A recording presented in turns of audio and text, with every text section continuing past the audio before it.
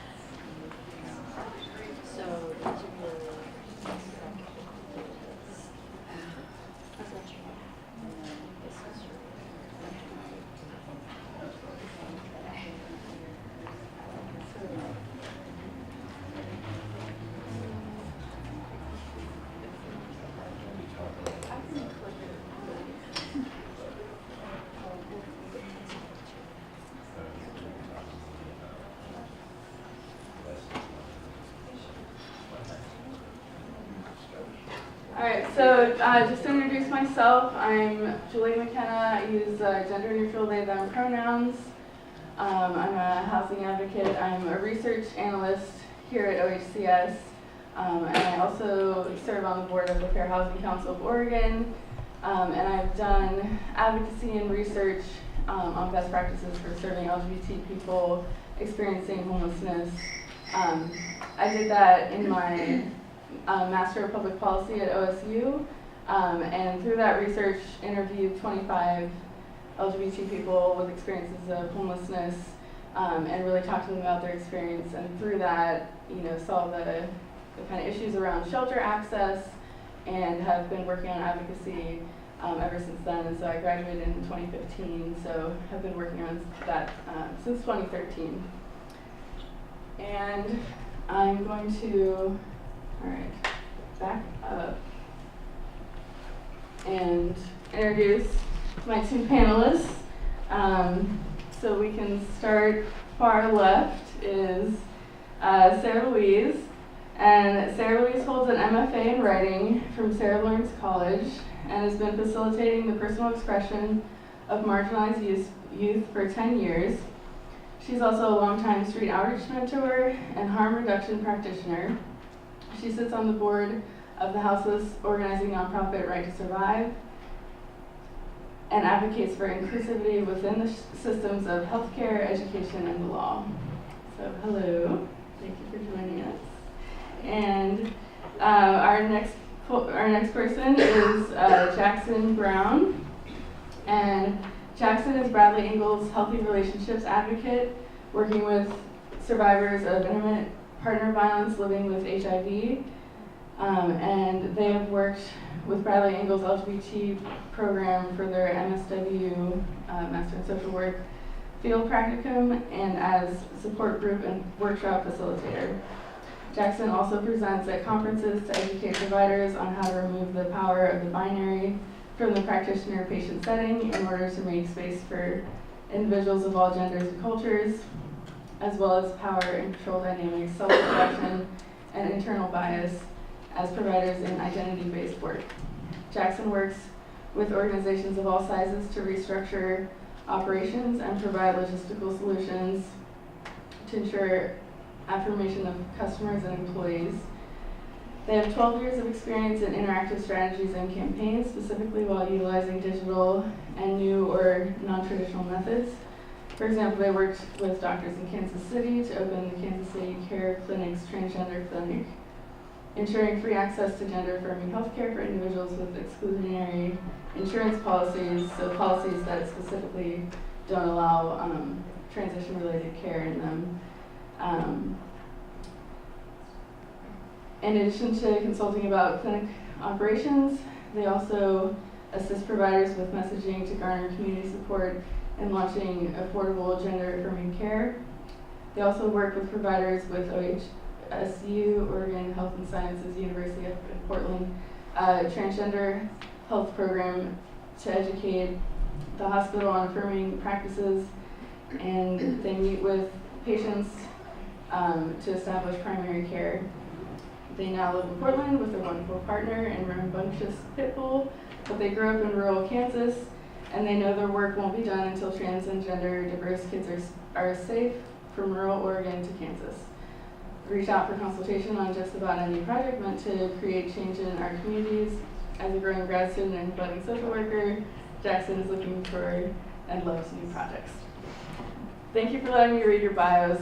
I kind of insisted on that because I find that folks frequently tend to undercut themselves and not give enough of their qualifications if they are asked to introduce themselves, so I force this upon them.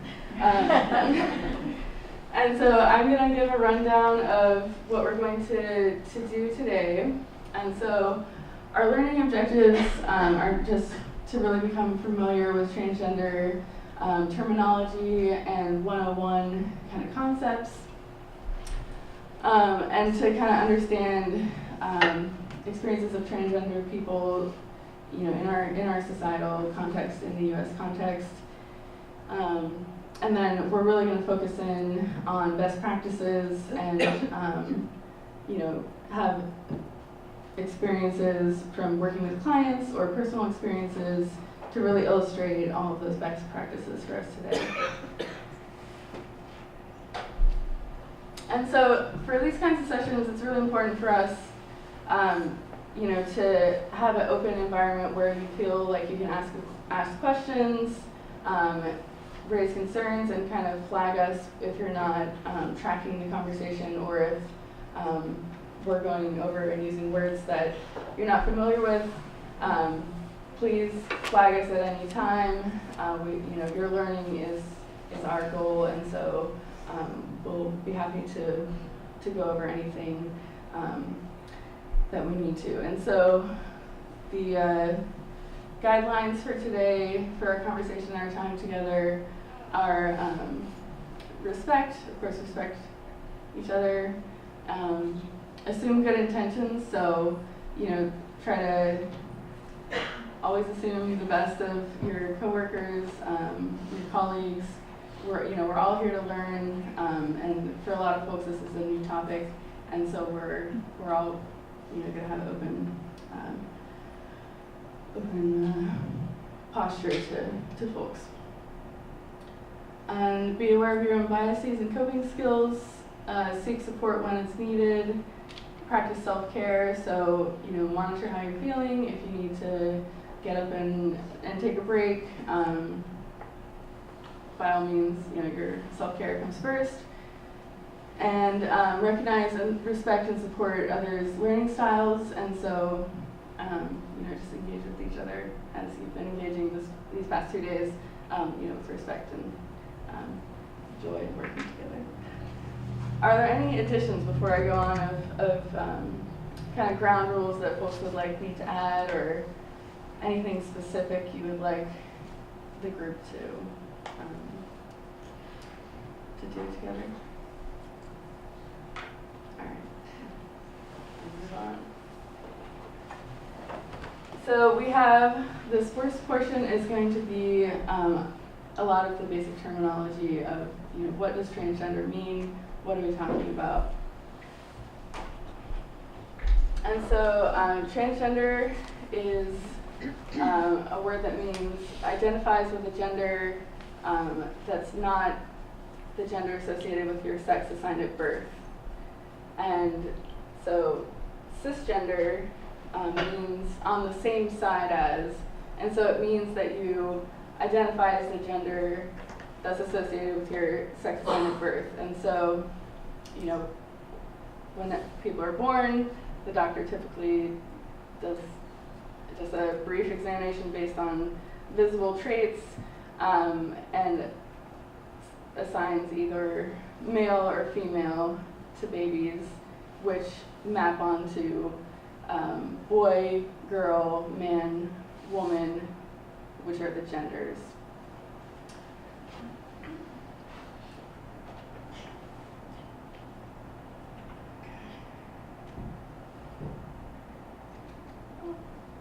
Our image isn't showing.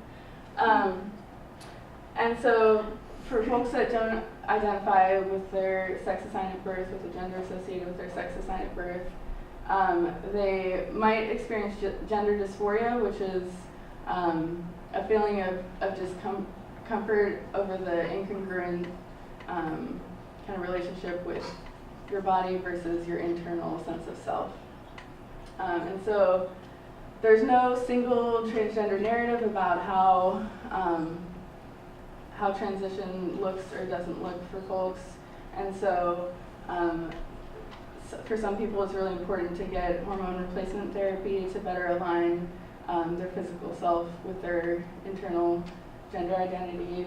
That may include different surgeries, and it can also include social transition. So that's a medical transition.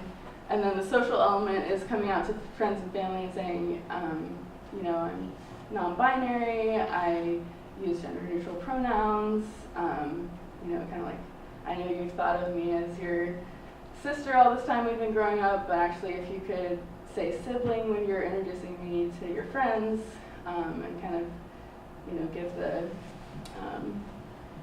let other people know your gender is different than the gender associated with your sex assigned birth. So it may include using a different name, a different pronoun, and you may change your appearance to better align with your internal sense of self. And then legal transition is going through the processes to change your documentation. So, you know, from when you're born, on your birth certificate, it's assigned male or female, and so a lot of folks, as they're living their lives, need to correct those documents, and so that can be your driver's license, and all different documentation.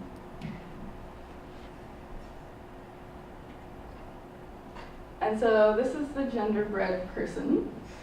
And they are a really good demonstration of some of those like overlapping concepts. So your identity, you know, is your internal sense of who you are. Your expression is your kind of outward physical, what you wear, mannerisms, how you talk, different things. And then your sex refers to, you know, biological attributes in reference to the sex assigned at birth.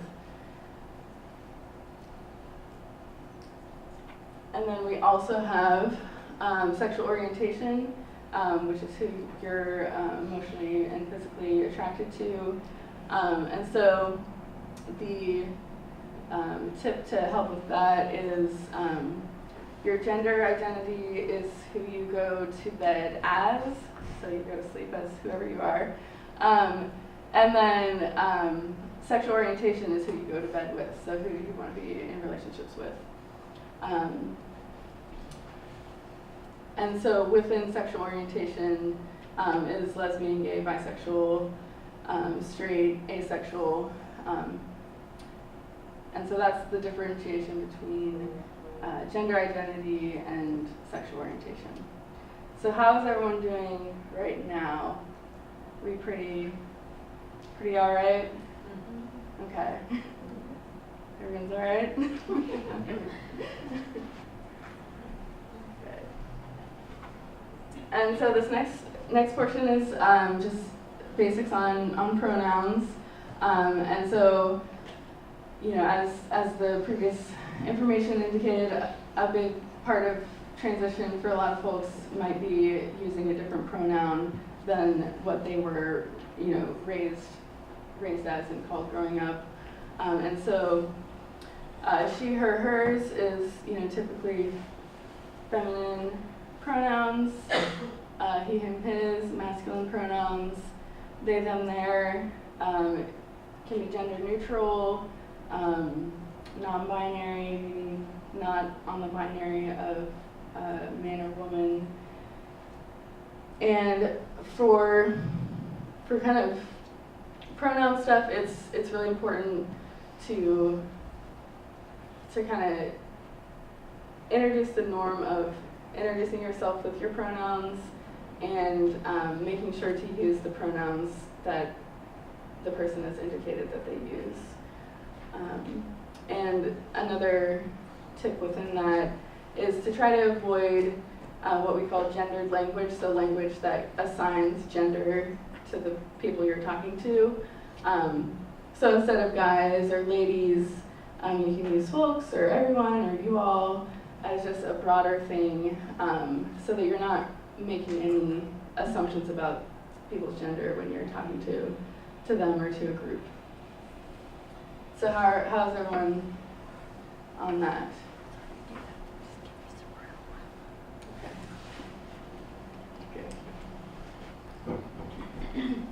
Okay, and so this is the last part of our kind of 101 section, and then we're going to move into our more fun, more dynamic section. And so just we want to introduce the terminology of outing. And so outing is when a person's sexual orientation or gender identity is disclosed without their permission. And so this can be really, really dangerous for LGBT people to have other people, you know, who may not, you know, respect or value the life and safety of LGBT people, for them to know that a person's LGBT. And so it's really important to get consent whenever you're sharing anything about a client, about their sexual orientation or gender identity, to say, you know, I'm going to talk with, I'm going to make a referral to this case manager. Is it all right if I tell the case manager that you're transgender? And, you know, you've got to get consent for that so that people aren't, you know, put into unsafe situations. Yeah, it can be really disempowering, have negative health consequences, can put people at emotional and physical risk, and as well as potentially jeopardizing housing, employment, and social support. And so, you know, only share that information in a confidential way, and you know, really protect that.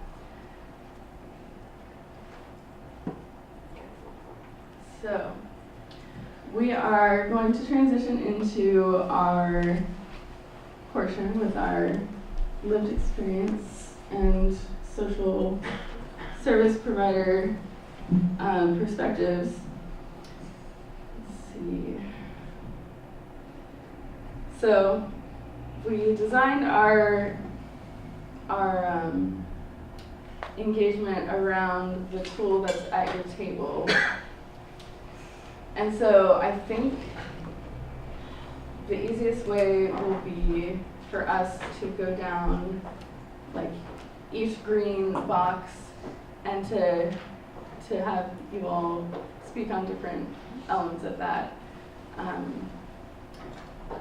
And so, yeah, if you all are comfortable, how about you all can both have a mic. And then if you just want to start at the top and go into some different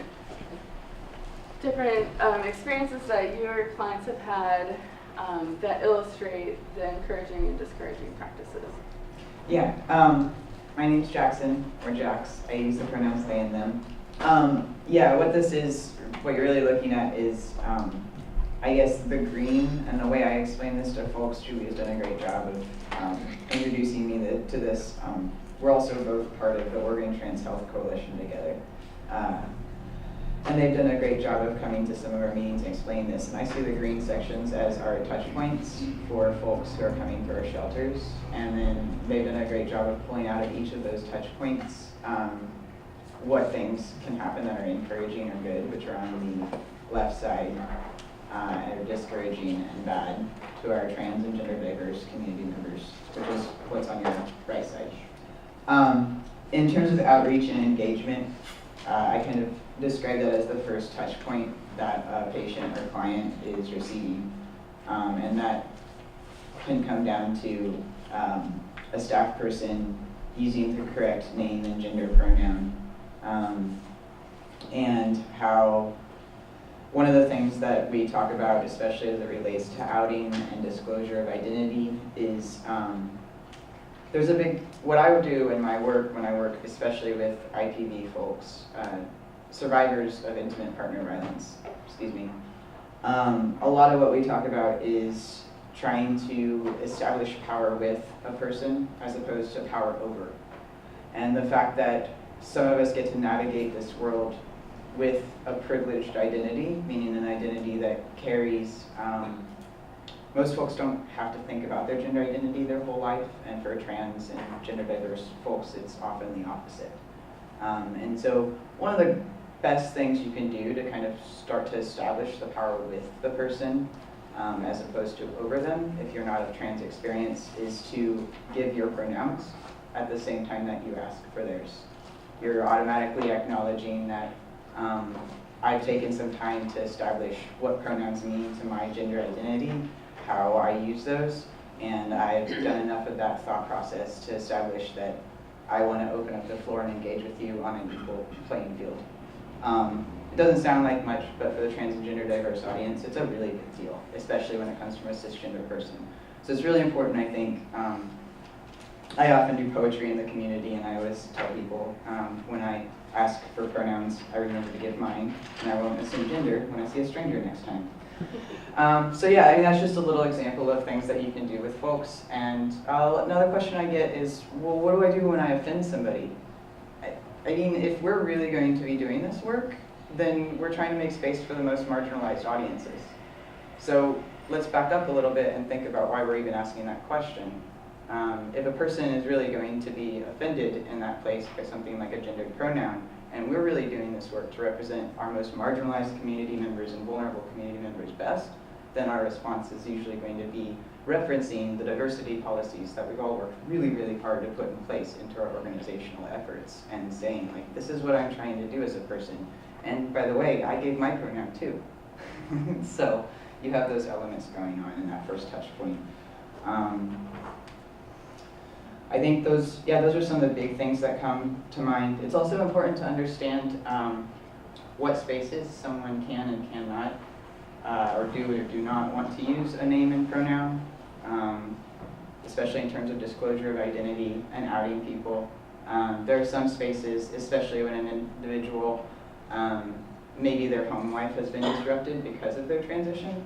So if they're accessing shelter space, there might be times where they may or may not be using a name because of safety reasons, or a pronoun because of safety reasons.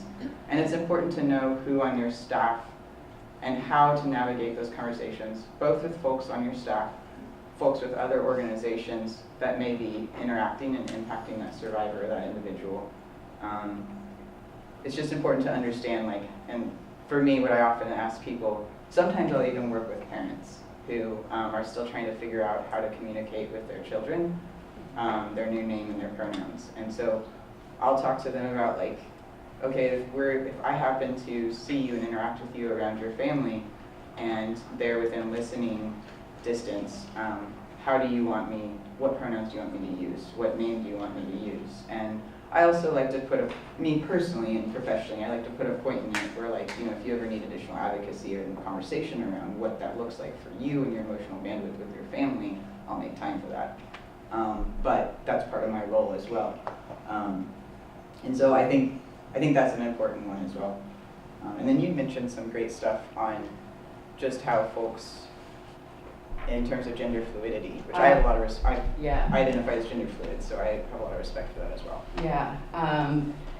I've been in a lot of situations in drop-ins, or if you establish trust with a client, they'll keep coming back. And gender doesn't stay fixed sometimes, and gender sometimes isn't expressed the same way to everybody.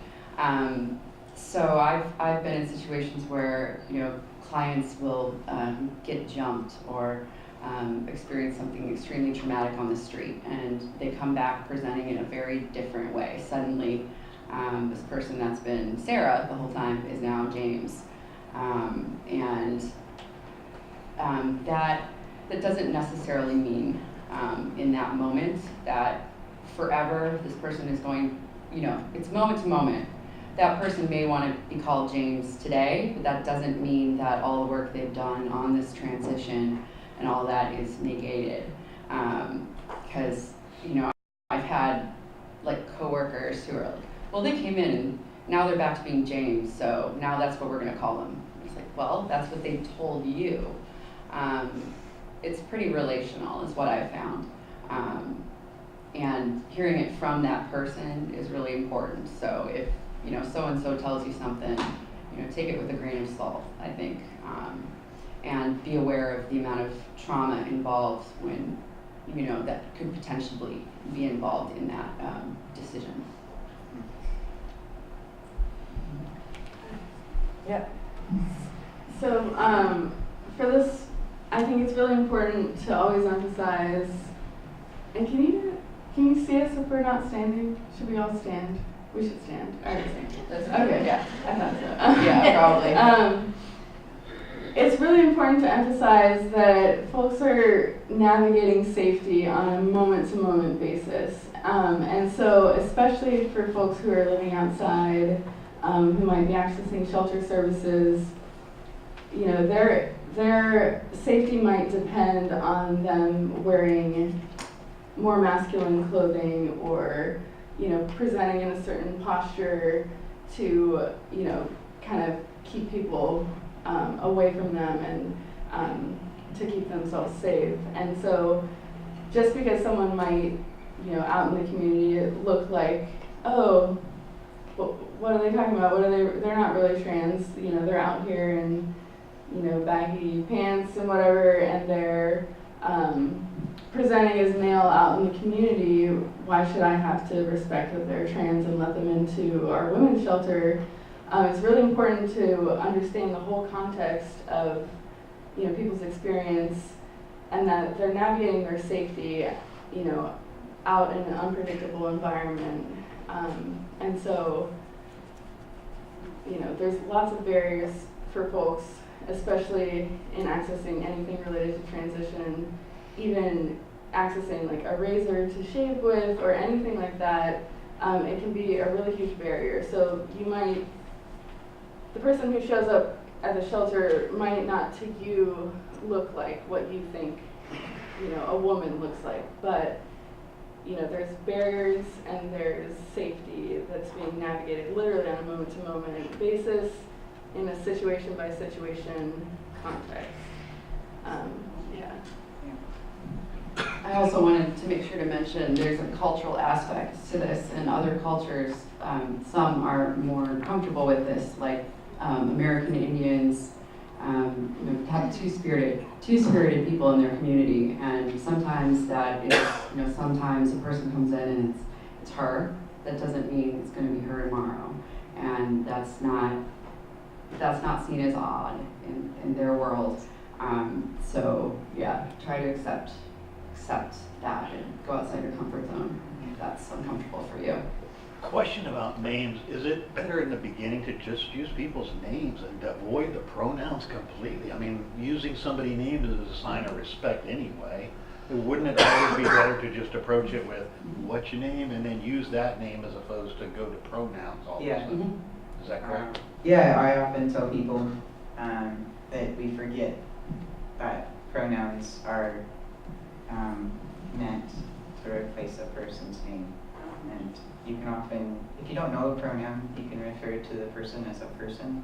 You can refer to them as, yeah. And we often, when I often present, I come from a lens of trying to help individuals understand how gender has been affected through the history of oppression in the U.S. and especially in Oregon. As Sarah mentioned, Two-Spirit individuals have a little bit more identity now than they have in previous years in this area, and that they've existed long before white settlers came to this area and placed gender norms on that culture and said, this is what male gender norms are, this is what female gender norms are. Similarly, I'm sure several people in here have seen the photos of President Roosevelt in a dress as a child. It was very common to dress all children in dresses because it was easier to access changing and things of that nature. And that changed as we continue to settle more into who we were here in the U.S. and establish what roles fit what boxes. And that's a way for me to start to break down barriers when it comes to people are people. And similarly in language, long ago, we used they, them pronouns in reference to folks a lot more. And then as we continued to say, here's the default pronoun, which was he, him, and our feminists worked hard to try and reclaim that and still are working hard to reclaim that power dynamic that's happened in our society with language. And that's a perfect example where how then they, them was just pushed aside, and we're still leaving the room and being like, hey, I think my friend left their jacket. Like that's a result of a language that we've been using and we just have less visibility to now because of how oppression affects our cultures. Yes, thank you for bringing that. So I want to make the best use of our time, and I want us to be able to, hear from you. We have wonderful, wonderful years and years of experience. And a very, capable panel, but I want us to respond specifically to, the questions in the audience and, what folks are saying specific to their services or their community. And so I didn't do my intro question, and so I wanted to ask the group, how many folks have had a transgender client in their services? Yes. And so out of the folks that raised your hands, how many felt that you interacted kind of seamlessly, perfectly, comfortably, smoothly? How many people felt like super equipped? Let's go. Cool. And so that's why we're doing this training is really, the trans folks are out there. There's, a higher escalated percentage of trans folks experience poverty, experience homelessness, and so they're overrepresented in your services. And so you're gonna need to know how to serve trans folks. And so I guess I want to have kind of an interactive dialogue. So maybe, does someone have, a success story for when they were working with their trans client that they would like to share? I worked with a trans client who was transitioning during a period of time when I was working with them. And so we switched gender pronouns kind of in the middle of the time. That's right. Okay. So we can hear it. Okay. Everyone can hear it. Yes.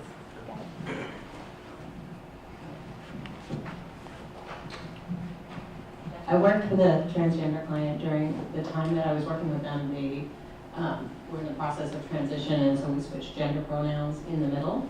And I frequently screwed that up while interacting with them, but we had a real open conversation about the fact that it was going to take me some time to get used to using different words when talking to them, and using the right name and the right pronouns was something that, they gave me a lot of space and a lot of grace to get that right, because we had that conversation, I think, is why. Thank you. Would anyone else like to share? You know, it can be like, oh, 10 out of 10, I did great. Also maybe, yeah, I was a little shaky. We were working with an individual who was also transitioning and trying to get them into housing. They were worried about being in an apartment where neighbors would notice because they were headed into hormone therapy and surgeries and things. We found them a unit that was just this little cottage on a piece of property, and we couldn't find the reasonableness for it. And we advocated with the VA, and they gave us a waiver to use this property because it met the needs of the individual during their time of transition, and it was a really big success for the individual. It made them feel much more comfortable. That's awesome. I think when I work often with the team, especially the social workers at OHSU with the Trans Health Project, and then also I know the social workers over at Legacy, and I myself advocating for survivors of intimate partner violence over by the angle, I think we see a lot of how do we make sure that we are just taking care of what the survivor needs and like coming up with solutions that best fit.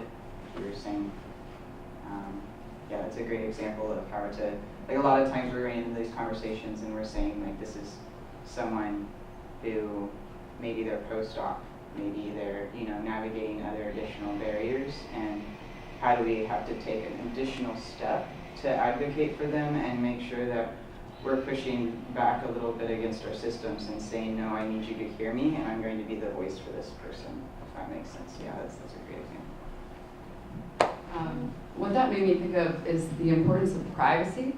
I think a lot of trans folk that I've known have really been desperate for privacy because much of what they go through is so public that an ADU, finding a way to find them a little property that they could have that space, that's an incredible example. And I frequently hear, those same complaints about, I can get into housing, but then I'm gonna have to live there.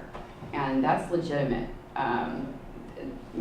It might mean not actually getting them into a stable situation if you're like, well, it's better than nothing, why don't you take it?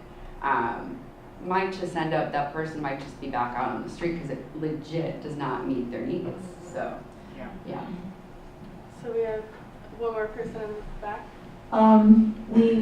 I worked with an individual, a veteran, a transitioning male to female, and she was very open about this with everyone, which was interesting in our community, which I always thought of as rather closed-minded, generally speaking. She walked down the street, wore the clothes she wanted to wear, and I was pretty open about it. So we had success in getting her into housing of her choice, and it was an apartment, and all was well there, but she was enrolled in our SSVF program, and she did not have income at the time of enrollment, and she failed to manage to get a job going, but not for lack of effort. She went to she always got an interview, and then in the end she was never chosen. And the sad result of this fact was that we can carry someone's rent for 9 months in the SSVF program, and then they really need to transition onto other resources, their own or some other program. And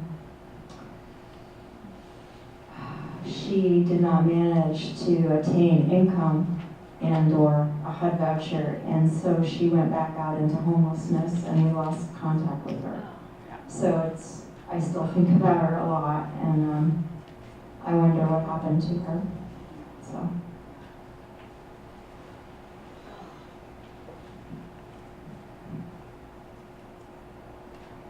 Yeah,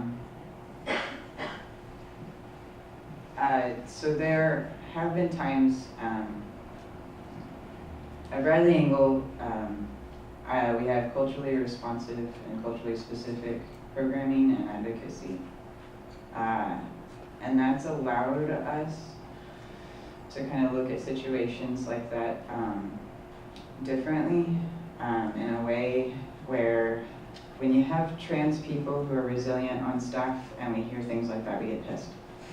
So what happens is we now have an LGBTQ economic empowerment position, and it's somebody who specifically advocates around jobs for LGBTQ individuals. I feel very privileged to work in an environment where we're aligning our efforts to find those grant dollars, to find that position, to say that we have to pay someone to take our advocacy to the next level. I feel very lucky to be connected to an LGBTQ program who has 2 advocates full-time devoted to survivors of IPV from LGBTQ experience, and that everyone within that program are employed, proud, trans, gender diverse people of color themselves. And I just think, there's a world and a place out there where I know that the answer in those situations can't always be, let's call basic rights Oregon and see how we can fix this employment gap with our communities across the state. Some of it has to come down to us finding a way to employ those folks and find those positions and come back to having identity-based services where people are able to access services and see themselves at the same time. And then you start to have this, someone earlier, I think you were speaking and you were talking about how proud this person was while they were walking down the street, and open, and there is a giant sense of resiliency that trans individuals are able to find and gender diverse individuals are able to find, especially when they're able to find senses of affirmation within their life. And that's a great thing, and then a thing that I hope we can continue in this state, but we have to start to really align our internal efforts with these external policies, affirming policies that we've been trying to push. And that's a perfect example of how having everything happen at the top doesn't always trickle down. I was trying to work this out in my head. So I've seen this, that exactly what you're describing happen a lot, and but I've also seen kind of ways around it. You know, there are like, you know, job developers who maybe aren't the best fit for that person, but and if you're a job developer, like if you work at WorkSource and that's what you do, try to find people, you know, a job.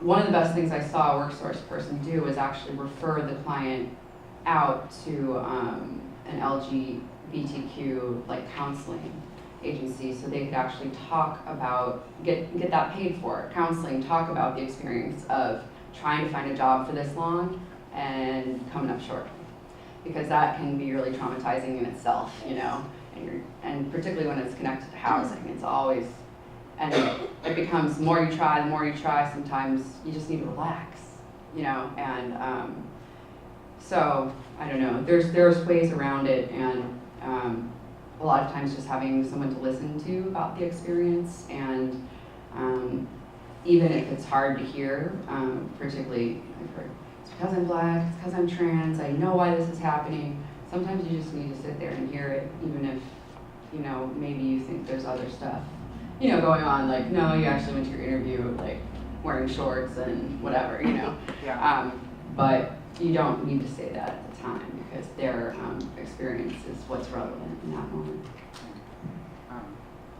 It's also important to, in that experience, to also acknowledge our own identities and how they could match up with the individuals causing the trauma. Thank you, that's what I was trying to get at. Yeah, and I think if, like, I often find myself working at Bradley Angle. They've done a great job of teaching me as a student in my internship there what co-advocacy is, and being forthright about my whiteness and what that can mean for people of color in navigating accessing services, and that can be a barrier for several individuals in our society. And if I'm able to say to someone, while you're going through this, if I need to find someone else on my team who is a person of color that might help you feel more comfortable to navigate some of these conversations, I can still put my efforts behind the scenes, but I want to make sure that you're given a safe space to continue to have these conversations.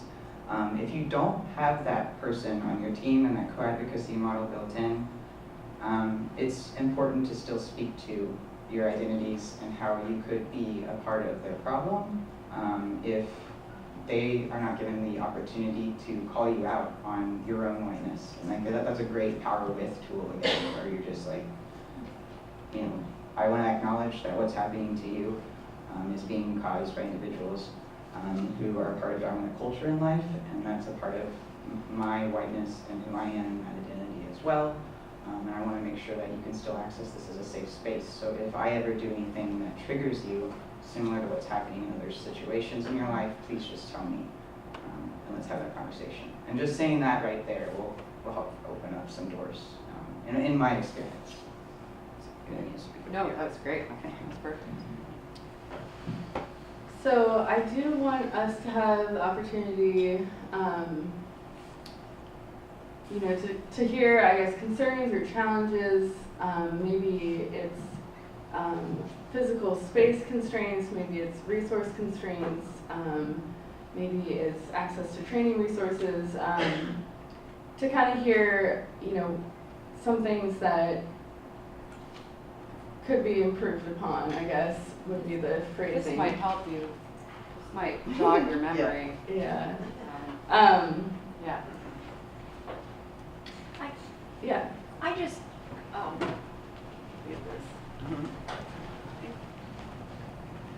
You know, this may be sort of a naive question, but I just sit here and think about how do we go about advocating with employers to open their minds and hearts and let go of their own bias. I mean, what kind of work have you folks done around that? We're both ready to go. Yeah. Trauma-informed care is something we're starting to hear a lot about, and I think people who employ other people should be required to take that, take a training on that. I find that really opens people's perceptions to like why things are the way they are with someone. That's all. Yeah. That's one thing. Yeah, I actually and a lot. Just a little bit about me. I moved here from Kansas. I grew up in rural Kansas, and I worked in the sports and entertainment industry based out of Kansas City. And I had a president of my facility that I came out to first many, many years ago because I knew I could get fired in the workplace. And his reaction immediately was, oh my gosh, I just want to make sure that you feel like you can do whatever you need to do to get your job done, and that no one ever impedes on that based on your identities here. And that response alone was empowering enough for me to continue working in that environment, which was not actually very healthy, because as much as he said that, until you really put policies in place and, you know, really start to put up artwork on the walls that's from other cultures and genders than what we see in our dominant culture, until you really start to make those changes in the workplace across the board, that stuff doesn't always come into play. And so, but I did work there for many years, and I had a great team and staff who, despite not having all the educational tools that might exist for individuals in Portland, Oregon, in workplaces, they tried. I moved here, my life changed completely. Suddenly, I didn't have to hide in certain spaces anymore. My health care got better. My life got easier.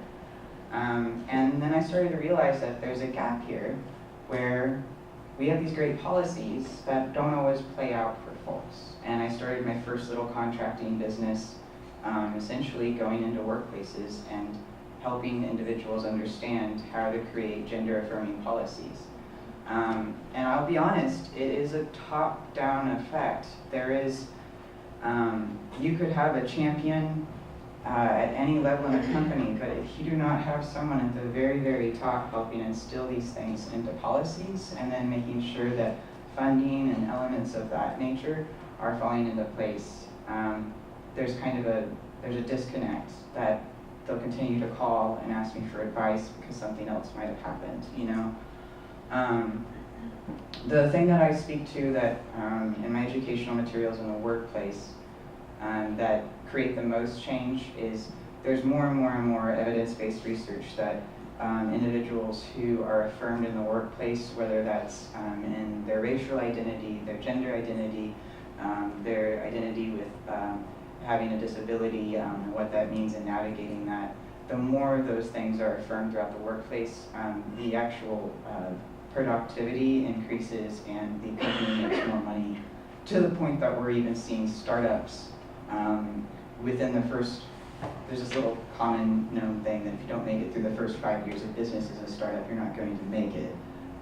And in those first 5 years, there's a lot of research out there about startups who are affirming to individuals of different races and genders and cultures that are not part of dominant culture in our society, and how they make it through those 5 years. And they make it at a higher opportunity of continuing their business past that 5-year mark. So I bring in as much statistical data as I need to get that person at the top to really start to change things in here. At the same time though, that change has to occur with the people on the floor. I've also had that happen where someone's hands off with their management in their business and they'll call and say, this person fired, they're really upset with us, or they didn't get fired, excuse me, this person quit, they got really upset with us, I don't want them to leave, and they said these things happened to them. I had no idea this was happening at one of my businesses. What do I do? And that's the example of someone at the top who thinks they're doing the right thing, thinks they're running an affirming business that's welcome to everyone, but there's a disconnect because they don't have the educational tools to really make sure that the policies are trickling down. So we're hearing a lot about like equity training these days, and that would be another good starting point. And when you go to an equity training, bringing everyone, not just the top or the bottom, and also committing to really doing the work in a cultural way.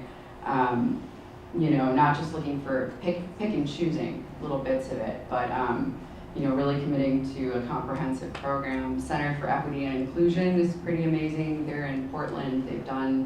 They've trained like everyone, and yeah, but they're not everyone, but they're really great, and that's all. Trained everyone.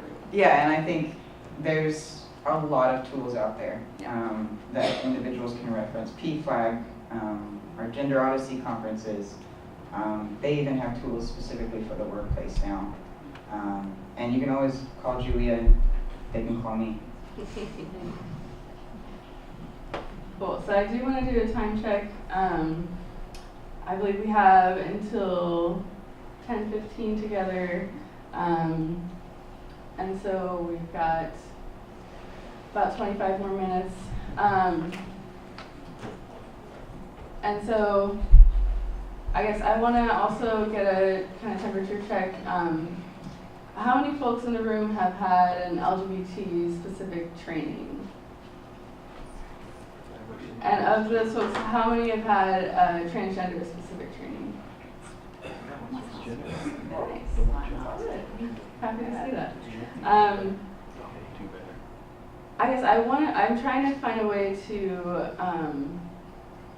provide a venue for y'all to share, what you need in order to really kind of move the dial on trans access to your services, whether it's shelter services or other services.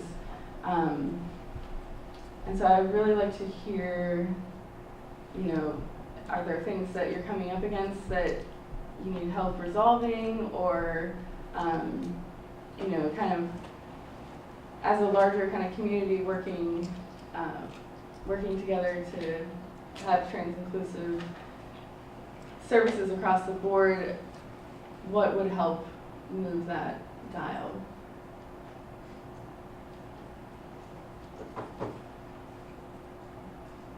Is there like some type of, like maybe a resource guide or something? Like, I mean, we're a fairly small community.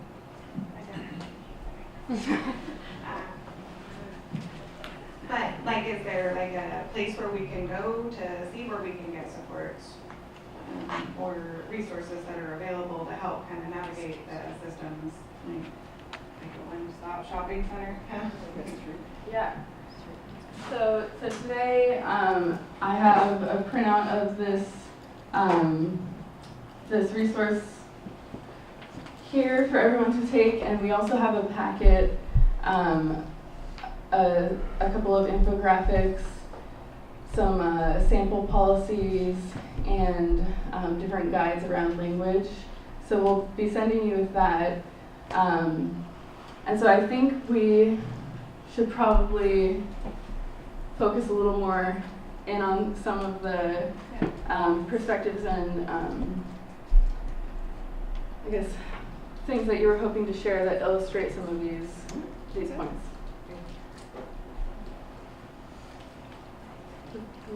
Yeah, for sure. Cool. Yeah, and I think to Julia's point, there are a lot of different resources out there for the basics, but when it comes to affirming services, some of us, it's hard to remember that we're really starting it here in Oregon. And so like Julia's guide really is going to be the best guide out there in how to create affirming services in our shelters right now, because there's nothing else out there. So, well, there are other resources that Julie's built this off of, but I'm just saying that would be awesome. Thank you. So I didn't build this guide. This is actually from 2016 HUD, believe it or not. Put out all these resources on equal access to shelters. And so yeah, we've got tons of resources and guides and kind of tip sheets and different things for you. And we definitely want to, I guess, answer any questions that you have today. We would like to do that. And we would also like to, I guess, continue sharing it.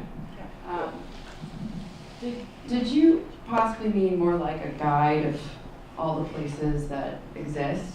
Not all of them, but yeah. You know, where like can we? where can you? Yeah. Okay, so I don't know that much about Salem area, but you know, there's the Street Roots Guide, which is pretty amazing in Portland. I also think NAMI is usually a really good place to go. That's National Association. Yeah, thank you. But they usually run really great guides for What's the one in places. Portland again? Street Roots, which Yeah. is a paper run for and by homeless folks, houseless folks. And their guide is incredible. It's divided up by, you know, services like housing, meals, transgender services. But I think when I've worked in more rural or places that weren't Portland, I usually go right to NAMI. They have something on the site usually that is maintained by people with lived experience. So that's why I go right to them, because I usually trust that more than like a lot of the stuff that's on state websites. Sometimes it's outdated. No offense to the state, I'm sitting right here. But yeah, I think that's more frequently updated because people have interest in that themselves. Yeah. Yeah. Yeah. Do you want us to get to this? Yeah. So we talked a little bit about IDs and intake and checking in, and like the person in the front was saying, to just try and use names as much as possible. the assessment process is kind of the next big touch point, and I think that's the part where I often find out what's been going on in the agency that's upset the person to that point, or the healthcare clinic, or whatever the situation might be. In terms of, there might be areas where we thought we were doing the right thing to be affirming and we weren't. And now I'm having the chance to sit down with this person and hear what their experience was like. So look at that as an opportunity to create change in the assessment process for sure. Yeah, and I mean, I guess in terms of assessments, no matter what organization you're in, it's important to always use the language that the individual is using when you reference their identity. Some folks, yes. How do we approach somebody that, in the beginning, we had a case, somebody came, and their IDs basically show like somebody that we know is a male, all the names and everything else, but their personality shows like a female. Mm-hmm. Should we ask about it, or should we wait for them to tell us about themselves, how they want to be called? And this is like just when they're checking in. Right. I mean, if it's not on the form where there's the opportunity, I take it as an opportunity. Again, I always go back to, I introduce myself and then I ask, what's your name, or what name do you go by? Is a way to, instead of saying what's your name, I'll say what name do you go by? I have several individuals in my community who do not give me a clue like that, go by a completely different name than the name that's on their ID. And so I try to just instill that into my everyday language as well, in my own community efforts, and then just where I am. And trying to think like, I mean, I also am a big advocate for having that same language on a form. Just now, for example, OHSU's Trans Health Project just launched an intake form that has, that you can get off of their website if you wanted an example of like a system that's working through this right now. They have space for the legal name, the name you go by, and the name as it is on your insurance card. Because all of these things could be different for an individual. And that's really important to remember when you're working with survivors of violence, especially, or any sort of trauma. Thank you. Is there anything you have to add about the assessment process? No. So like, one of the things I try and remind folks, if somebody's saying like they're trans feminine, for example, and you're writing out your assessment, you would use that language when you're describing that person, if that makes sense. As opposed to saying like, this person, yeah, I mean, if you had to reference somebody's like birth, the gender that's on their birth certificate, for example, you would call that their assigned sex at birth, as opposed to actually pushing that label onto the person. So that's the way to take the ownership off of you. Like you're not labeling this person, showing their sex. And then also make sure that we use the language that they do. And it does take an extra step. Yeah, pronouns are really important, and sometimes we have templates in place to try and help make our jobs easier, and they're not affirming, unfortunately.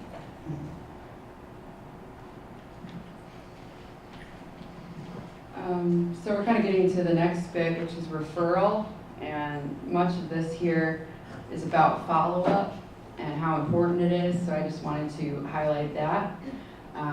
Particularly if you're referring a client to a single-sex project. Oftentimes there can be affiliation, with a church. With these, like the Salvation Army, does amazing work, but the truth is it can be very triggering to LGBTQIA people. So just because you make that referral and the person's like, yeah, cool, I'll go there, you might want to just offer to go with them, or make sure to call over there. Did they make it? So the next time you might see that person, you can ask, how was it? How was it over there? Or you didn't make it over there, what happened? And I found that something people really value is because that extra step is not often taken, and showing that care can really, I think, restore a lot of dignity to the process. Like, I'm not just going to shove you off on someone else. That's not the intention. No, yeah, I think it's just important to the mistakes and errors that our systems present people, and just say like this. And it's the same when it's our own agency as when it's somewhere else. Like, let's talk about it, and let's talk about what that's like, and let's unpack it with me, and I'm here to support you in this process. And sometimes that's how you're going to advocate for change within your own agency organization, and sometimes that's how you're going to advocate for change at a neighboring organization or agency. And in the interim, here's what I can do for you, and here's the other steps we can take. In Oregon, I have learned that thanks to folks like Julia and Sarah and other individuals, there's always someone out there that's willing to find the time and listen and follow up and educate an organization when it comes to trans rights. It just will take you finding that person, because not everybody wants to pay us to do this work, and unfortunately that's true, and not all of us have time to do it. So we have to kind of work around that. And so like, just remember that if things aren't working the way they're supposed to be, like, put a pin in it and advocate for that change somehow. And that might just be calling up Basic Rights Oregon and leaving another voicemail. Add to that. Okay. Enrollment's next. Yeah, I mean, like, confidentiality, we talked a little bit about disclosure of identity and outing and what that means, and that's part of why when somebody's accessing services, it's really, really important to ensure that there's an air of confidentiality in everything we're doing. I also always encourage people to ask for consent, especially if you are having a success story or a story that otherwise presents like elements of failure within your own system, and you want to take that back to your team and really say like, it's empowering for the person to be like, hey, do you mind if I use your story to like, without disclosing who you are, and you can even like write out or state to the person how you're going to retell their story in a way to advocate for change. Doing that is empowering to the other person. It's also asking for consent to break this tiny little seal of confidentiality that's not really accessible or acknowledged by our systems, and that you have a story about a person's identity, you know, and that's something that if people have been working years to hide, it's a pretty traumatic thing to feel like now you're going to run with that story and tell someone else. And so just making sure that we navigate that with care. And realizing, yeah, how empowering it can be for a person to know that their story might change hundreds or thousands of lives. And what it comes down to when I talk about this is LGBTQ communities are small. They're even smaller in rural towns. They're even smaller in our systems. And if we're doing this right, then in a few years, half of this room, if not more, will be trans and gender diverse individuals. So if we're doing this right, then the people we're advocating for are going to be working right alongside us at the table. So we owe it to ourselves and our future in doing this work to make sure that we're protecting these individual stories when it relates to their identities and things that they otherwise haven't been able to access or talk about all of their lives, and are finally opening up and moving forward here.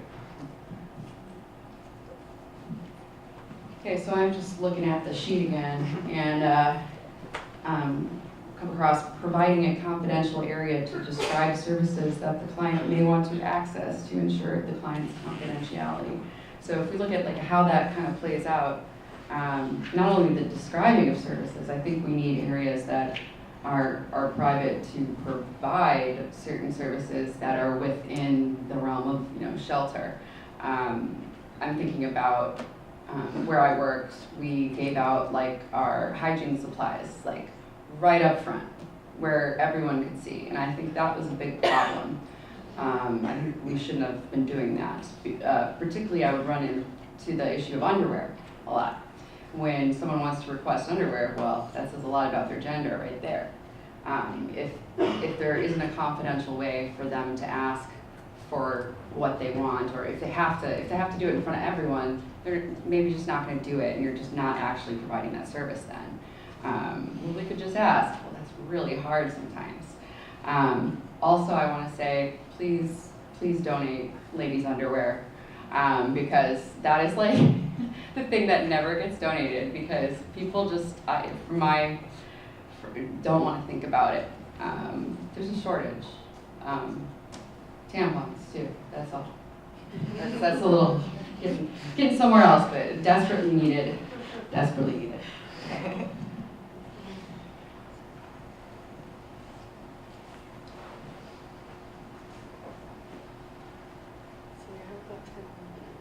Okay. Yeah, I mean, the other thing, I saw unit in the assignment, and this can sometimes take a little bit of coaching in terms of the staff, and then it also can take, sometimes while we try and change spaces, like the Salvation Army example you gave earlier, sometimes while we try to create culture shifts within an agency or operation, while we're running into hurdles, it might not be safe for the individual. So being honest with them about that, and then talking about and activating steps to get them into a safe space. And while we continue to educate those folks and make that culture shift or change in organizations pretty important. Sometimes they might be far enough along that you could take it upon yourself to talk about your experiences, and if they have a few champions in their agency, talking to them about what you did to create change, and sharing your experience and sharing yourself as an advocate so that they can call on you. And I mean, I have seen it happen where a service that previously wasn't affirming, while a person's accessing services, is able to flip and become affirming because they had a neighboring agency or organization to really call on and say, will you help us understand this? So yeah, just remember that, and if that doesn't exist here in Salem, look to Portland as well, just up the road for that type of stuff. I have a question. So the agency I used to work at in Portland, I thought did a wonderful job about really training the staff on this topic. But the one thing that I encountered a lot, so I used to manage several hundred supportive housing units, and my employees who were identifying as transgender or gender nonconforming were suffering great abuse from the closed-mindedness of the people we were serving. Can you just kind of speak to how to support your coworkers and your employees when they're facing that, when the people you're serving, and we're going housing first, we're going low barrier, so we serve them no matter what, but what do we do when we encounter their misbehavior towards our staff? Yeah, that's an excellent question. And a lot of that does come down to what Sarah was talking about earlier with trauma-informed practices in the workplace. At Bradley Engel, they have done a wonderful job of aligning culturally responsive services to the point that we're able to do that as advocates with each other. So if we're serving someone who is racist, which just has yet to happen to me, but it's happened to colleagues of mine, and it's been presented as an example of a positive example of how to manage this. If we have a client who is being racist, or using racist language, I should say, and we've interrupted that once, we interrupted again, and honestly, if the advocate is also a person of color, there's only so much that person can do in their position, and well, actually, I mean, that's up to everyone, but we totally we let the person know, and our employees and staff know, that if they ever feel like their identity is being oppressed by someone that's accessing services to the point where it's pulling on them being able to do their job or just doesn't feel right, to know that they can pull on a fellow advocate who has a privileged identity to come in and take over that space and speak with that person. So the idea is that a person of color, a staff member who's a person of color could then pull on a white advocate to come in and correct that. Because at the end of the day, we shouldn't be asking people of an identity to do that extra hard work when we're hiring them and trying to create responsive, reflective services, and they're already pushing forward with that extra effort for us in our culture. I think that's really important, especially when we work with different demographics and different settings, because it can, I mean, this is tough work, especially for the people on the front lines. And if we're going to make sure that everybody's taken care of, I think instilling that model is pretty important. I haven't heard of it, and I speak about it in my classes at PSU, and I know that my fellow students go through this as well. And they don't necessarily have that within all agencies, but I've seen it. I can tell you it works, and I know it could also work, and it can also work in terms of gender identity and pronoun use and things of that nature. I also think it's important to do that with consent. I am someone who, while I use they, them pronouns, if someone is accessing services from us and is in a crisis mode, they can use whatever pronoun they want. If that continues to a certain point, I mean, it's kind of on me to decide. That being said, I have had advocates correct gendered language on their own accord when they saw the opportunity, even though I said, don't worry about it. She's in a space right now where I just want to be there for her and take care of this. No matter how many times I said that, they still went out of their way to find those opportunities for me. And I gotta say, on the other end, it did feel good. Like, it felt really good to have this person accessing services, and then I'm like, whoa, I have not educated you, and you're using they, them pronouns on your own accord. And I later found out that that was coming from the advocates who I was telling, don't worry about it, don't worry about it. So, I mean, I do think that there's a balance that an individual who carries that privilege can bring into their role and can help to figure out, but I do think it's really, really important to get the consent of the employee that you're working with. Yeah, anyway, I'm sorry I spoke for a while. No, that's good. Do you think it's unethical to not serve someone if they are presenting that piece of language to No. your staff? Thank you. So Julia, So we're basically at time, but we will be here for lunch, and so please flag us. We've got packets for you, we've got these posters for you, and you know, we're all happy to stay in contact, reach out if you have questions. We definitely want to find ways to support this work, and yeah, and always feel free to let OHCS specifically know how they can help you know, provide the resources you need to have trans-affirming services. we really appreciate the conversation and the discussion, and please, this is part of that education and knowledge that we are wanting to expand within the state, and that's part of that EPIC tool that we had that large discussion on yesterday. So if there is information that you need or you feel that would benefit your staff, please contact Julia or some of our other speakers or myself or people at OHU staff. So why don't we take just a stretch and stay in place, and we'll try and reconvene in like 2 or 3 minutes. Thank you. Thank you.